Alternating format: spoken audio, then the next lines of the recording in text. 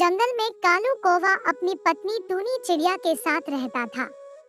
उसके पास खेती करने के लिए थोड़ी सी जमीन थी, जिस पर दोनों मिलकर खेती किया करते थे। कुछ समय बाद टूनी को एक बेटी होती है, जिसका नाम उसने टुनटुनी रखा था। समय बीतने लगा और एक दिन कालू ने अपने खेत में जो खाद डाली वो नकली थी, जिससे उसके खेत बंजर हो गए। जब ये बात कालू कौवा अपनी पत्नी को बताता है, तब उसकी पत्नी उसे कहती है, अब क्या करेंगे जी, नकली खाद से तो पूरा खेत बंजर हो गया। दूसरा कोई काम खोज ले, कब तक ऐसा चलता रहेगा। टुनी, मैं कल ही शहर जाकर काम की तलाश करूंगा, तुम चिंता मत करो। कालू काम की तलाश में शहर चला जाता है। भैया, अगर मेरे लिए कोई काम हो तो बताओ, मुझे काम की बहुत जरूरत है। तू क्या काम करेगा? देखने से तो तू किसान लगता है। तुझे खेती के सिवा तो कुछ आता ही नहीं होगा। भैया, कोई भी काम कर लूंगा, मुझसे काम करा कर तो देखिए। जा भाई जा, क्यों मेरा टाइम बर्बाद कर रहा है? तेरे लिए मेरे पास कोई काम नहीं है, पता नहीं कहां कहां से आ जाते हैं। बस से दोपहर हो जाती है, लेकिन कालू को कोई काम नहीं मिला। थक हार कर वह अपने घर लौटने लगता है। तभी उसे चाय की दुकान दिखाई देती है। कालू उस दुकान के मालिक के पास जाकर कहता है, भैया, मुझे काम की बहुत जरूरत है, आप मुझे काम दे दीजिए। ठीक है, तू मेरे दुकान पर बर्तन धोने का काम कर सकता है, लेकिन मैं तुझे बहुत कम वेतन दूंगा। अगर तू कम वेतन में काम कर सकता है तो कल से ही काम पर आ जाना। कालू को मुहमांगी मुराद मिल जाती है। अगले दिन से वह चाय की दुकान पर काम करने लगता है। इस तरह उसके दिन खुशी खुशी कटने लगे। अचानक एक दिन चाय की दुकान बंद हो जाती है और कालू फिर से बेरोजगार हो गया। जब इस बात का पता टुनी को चलता है तो वो रोने लगती है। हे भगवान, ये तुम हमें कैसे दिन दिखा रहे हो। अभी अभी तो टुनटुनी के पापा को काम मिला था, फिर से तुमने उन्हें उसी मोड़ पर लाकर खड़ा कर दिया। तुमने मेरी छोटी सी बच्ची के बारे में भी नहीं सोचा। हमारे साथ वो कैसे भूखी रहेगी। घर में जो भी राशन पानी था वो सारा भी खत्म हो गया है। दुख के मारे सारा परिवार भूखा ही सो गया। अगले दिन सुंदरबन जंगल से उसकी काकी उससे मिलने उसके घर पर आती है। अरे काकी, आप और यहाँ हमारे घर पर सब ठीक तो है ना? क्या करूं टूनी बहू, अब तुम लोगों के सिवा मेरा इस दुनिया में कोई नहीं है, इसलिए तुम लोग से मिलने चली आई। बूढ़ी हो गई हूँ तो खेती बाड़ी का काम भी मुझसे नहीं होता है। वैसे आजकल कालू तू क्या कर रहा है? क्या बताऊं काकी, खेत तो मेरे बंजर हो गए हैं, इसलिए मैं घर पर बैठा हूँ। कहाँ जाऊँ, क्या करूँ, कुछ समझ नहीं आ रहा है। अरे तुझे कहीं जाने की जरूरत नहीं है, तू अपने परिवार के साथ चल मेरे घर। वहाँ चलकर तू मेरे खेत पर मटर की खेती करना। आजकल बाजार में मटर की बहुत ही डिमांड है। मेरा क्या है, आज हूँ कल नहीं रहूंगी। मरने से पहले अपनी सारी जमीन जायदाद तुमको सौंप देना चाहती हूँ। यही बताने के लिए यहाँ आई थी। अगले दिन कालू और टूनी अपनी बेटी के साथ काकी के घर चले जाते हैं और वो काकी के खेत पर मटर की खेती करने लगते हैं। कालू और टूनी खेत में बहुत मेहनत करते थे, जिसके चलते उनकी मटर की खेती बहुत अच्छी होती है। उनके मटर बाजार में हाथों हाथ बिक जाते हैं। इस तरह कालू कौवा मटर की खेती करके खुशी खुशी रहने लगता है। पलक काले रंग वाली लड़की थी, जिस वजह से उसके स्कूल के हर कोई उसके काले रंग को लेकर उसे चिढ़ाता था, खासकर उसकी क्लास टीचर और बच्चे। पलक, तुम लाइन में सबसे पीछे लग जाओ। टीना, सांची, तुम कुछ सुंदर लड़कियां आगे आ जाओ। प्रिंसिपल मैम का ऑर्डर है, हमारे स्कूल के बेस्ट बच्चों का फोटो मैगजीन में छपेगा, इसलिए मैं चाहती हूँ कि मेरी क्लास के बच्चों का फोटो मैगजीन पर छपे। पर मैम, ये पलक तो बहुत काली है, पूरी फोटो इसी से खराब हो रही है। मैम, ऐसा नहीं हो सकता, हम इस पलक को इस फोटो में से हटा दें। नहीं बच्चों, अगर ऐसा हो सकता तो ये काम मैं पहले ही कर लेती। मैं खुद नहीं चाहती कि एक काली स्टूडेंट मेरी क्लास में पढ़े। मैम, मैं पानी पीने जाऊं? हाँ जाओ, मेरे सिर पर खड़ी मत रहो। हो सके तो पानी से मुंह भी धुल लेना अपना, शायद तुम्हारा काला रंग चेहरे से उतर जाए और फोटो थोड़ी अच्छी आए।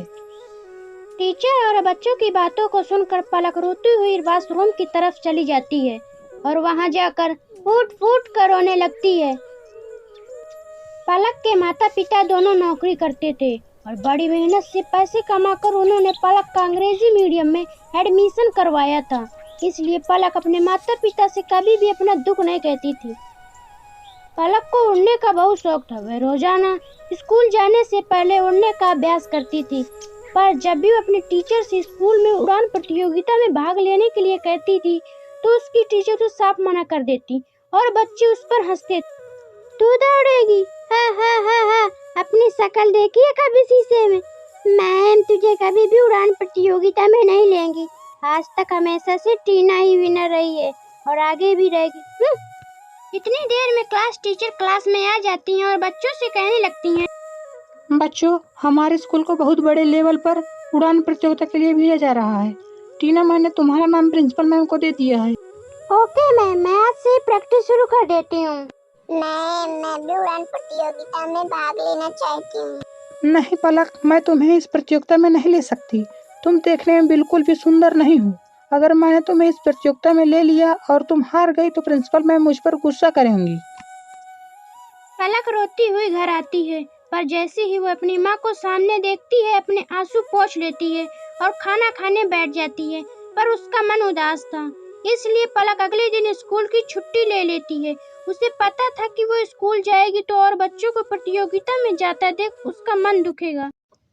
अरे पलक बिटिया, आज तो स्कूल नहीं जा रही? नहीं माँ, आज बस थोड़ा सिर में दर्द है इसलिए घर पर आराम करूँगी। कोई बात नहीं बिटिया, तू तो रोजाना ही स्कूल जाती है, आज छुट्टी कर ले और आराम करना। एक काम करो, आज तुम चले जाओ, मैं पलक के पास ही रुक जाती हूँ। उसे किसी चीज की जरूरत होगी तो बना दूंगी। ठीक है, मैं आज अकेले ही काम पर चला जाता हूँ। उसकी माँ उसके पास ही घर पर रुक जाती है। पलक सो रही थी और उसकी माँ काम कर रही थी। इतनी देर में दरवाजे पर कोई आता है। जी, मेरा नाम रामलाल है। मैं पलक बिटिया के स्कूल का चपरासी हूँ। मुझे वहाँ के प्रिंसिपल मैम ने भेजा है। उन्होंने तुरंत ही पलक को स्कूल बुलाया है। वो किसी उड़ान प्रतियोगिता में जाना है, शायद यही बात हो रही थी। पलक को, पर उसकी तो अभी तबीयत। रामलाल भैया, आप मैम को बोल दो, मैं भी तैयार होकर स्कूल पहुंचती हूँ। उड़ान प्रतियोगिता का नाम सुनकर मानो कि पलक के दिमाग में कौन सी फुर्ती आ गई कि वो जल्दी से तैयार होकर स्कूल पहुंच गई। अच्छा, तो तुम पलक हो बेटा। हमें तुम्हारी बहुत ज़रूरत है और इस स्कूल को भी। टीना जो तुम्हारी क्लास की है वो इस प्रतियोगिता में भाग नहीं ले सकती क्योंकि उसके पंख में चोट आ गई है।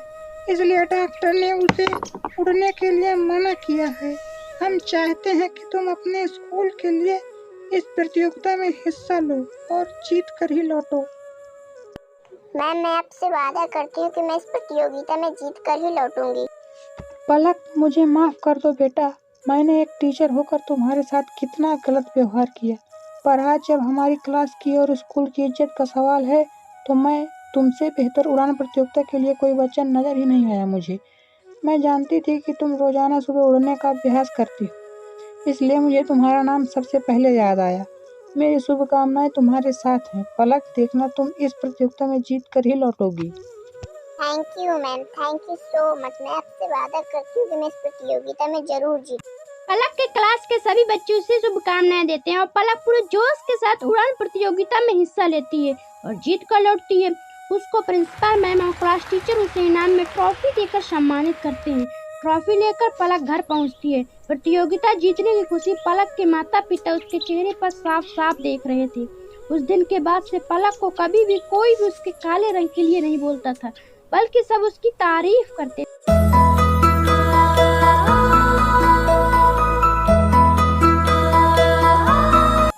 पक्षीपुर नामक जंगल में टूनी चिड़िया अपने भाई टिंकू के साथ रहती थी। वह अपने भाई टिंकू से बहुत प्यार करती थी। एक बार पक्षीपुर में मेला लगा हुआ था। तब टिंकू अपनी बहन टूनी से कहता है कि दे चलो ना, मेला देखने चले, बहुत मजा आएगा। ठीक है टिंकू, लेकिन वहाँ शैतानी मत करना। ना करूँगा। टूनी और टिंकू दोनों मेले में जाते हैं और टिंकू इधर उधर घूमने लगता है और एक सुनसान जगह पर पहुंच जाता है। इधर टूनी चिड़िया जब टिंकू को नहीं देखती है तो वह सबसे मदद मांगती है और कहती है कि आपने मेरे भाई टिंकू को देखा है? पर उसे जवाब में नहीं ही मिला तो वह रोने लगी। बाद में वह थक हार कर खुद ही टिंकू को ढूंढने चली जाती है। वह जाते जाते एक सुनसान जगह पर पहुंच जाती है और एक पेड़ पर बैठ जाती है। तभी वह देखती है कि पेड़ के पीछे कोई पक्षी बेहोश पड़ा है। तब वह कहती है कि लगता है पेड़ के पीछे कोई पक्षी है, चलो चलकर देखती हूँ। तब वह उस पक्षी के पास जाती है और देखती है कि एक साधु वहाँ बेहोश पड़े थे। टूनी उन पर पानी के छींटे मारकर उन्हें होश में लाती है। तब साधु होश में आ जाते हैं। तब वे टूनी चिड़िया से बोलते हैं कि बेटा, मैं तुमसे बहुत प्रसन्न हूँ, बोलो तुम्हें क्या चाहिए। तब टूनी चिड़िया अपनी पूरी कहानी साधु से बताती है। यह सब सुनकर साधु उसे एक जादुई किताब देते हैं और कहते हैं कि बेटा, यह जादुई किताब है, इससे जो मांगोगे वह मिल जाता है, लेकिन इसका उपयोग तुम केवल सच्चे और अच्छे कामों में करना, इसका गलत इस्तेमाल मत करना। इतना कहकर साधु वहाँ से चले जाते हैं और टूनी चिड़िया जादुई किताब से कहती है, हे जादुई किताब, मुझे मेरा भाई वापस मिल। इतना कहते ही टिंकू अपने घोंसले पर वापस आ जाता है और टूनी चिड़िया जादुई किताब लेकर घर की ओर जाती है। टिंकू को देखकर वह बहुत खुश हो जाती है। टूनी चिड़िया उस जादुई किताब से दूसरों की मदद करती थी, लेकिन उसी जंगल में टूनी का पड़ोसी कालू रहता था। वह यह सब देखकर टूनी से जलता था।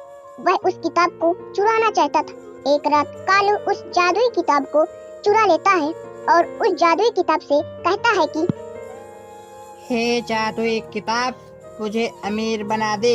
लेकिन वह जादुई किताब उसे कुछ नहीं देती, बल्कि उसे मार देती है और वहाँ से गायब होकर टूनी के पास वापस चली जाती है। फिर से टूनी चिड़िया उस जादुई किताब के माध्यम से सभी की मदद करने लगती है और खुशी खुशी जीवन व्यतीत करने लगती है। तो बच्चों, आपको हमारी कहानी कैसे लगी कमेंट में जरूर बताएं। धन्यवाद।